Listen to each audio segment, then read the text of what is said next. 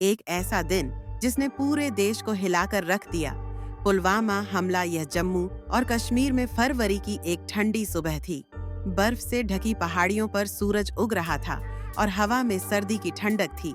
इस दिन भारतीय सुरक्षा बलों का एक काफिला, जिसमें ज्यादातर केंद्रीय रिजर्व पुलिस बल सीआरपीएफ के जवान थे, राष्ट्रीय राजमार्ग 44 पर जम्मू से श्रीनगर की ओर जा रहा था। 70 से ज्यादा वाहनों वाले इस काफिले में लगभग 2500 जवान सवार थे, जो देश की सेवा और सुरक्षा के लिए तैयार होकर अपनी चौकियों की ओर जा रहे थे। उनमें युवा और बहादुर जवान भी थे, जिनमें से कई अपने परिवार, बच्चों और प्रियजनों को पीछे छोड़ आए थे। यह एक आम दिन था, या ऐसा ही लग रहा था।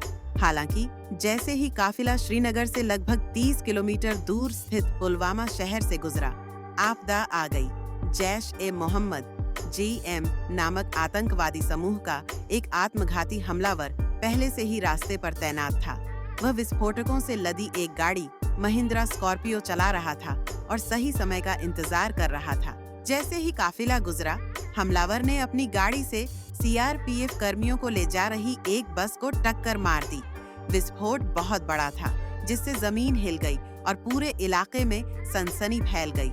विस्फोट में सीआरपीएफ के 40 जवान शहीद हो गए, जबकि कई अन्य घायल हो गए। दिन भर बचाव अभियान जारी रहने के कारण मृतकों की संख्या बढ़ती गई।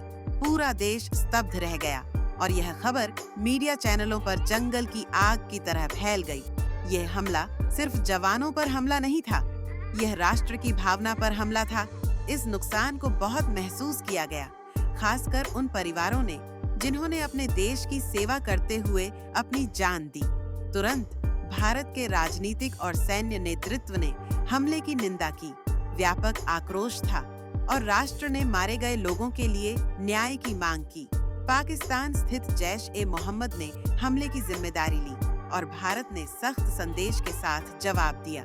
इस हमले के कारण भारत और पाकिस्तान के बीच तनाव बढ़ गया और पूरे देश में जवाबी कार्रवाई की मांग की गई। इसके बाद भारत ने पाकिस्तान के बालाकोट पर हवाई हमले किए, जहां जैश-ए-मोहम्मद का प्रशिक्षण शिविर स्थित था। हवाई हमलों को एक संदेश के रूप में देखा गया कि भारत अपनी धरती पर इस तरह के हमलों को बर्दाश्त नहीं करेगा और अपने लोगों की रक्षा के लिए निर्णायक कार्रवाई करने को तैयार है।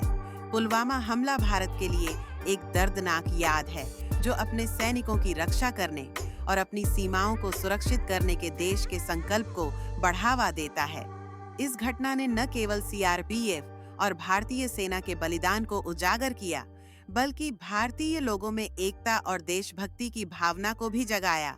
जबकि राष्ट्र उन बहादुर आत्माओं के नुकसान पर शोक मना रहा था, यह सुनिश्चित करने के लिए एक सामूहिक संकल्प भी था कि उनके बलिदान को कभी नहीं भुलाया जाएगा और न्याय की जीत होगी।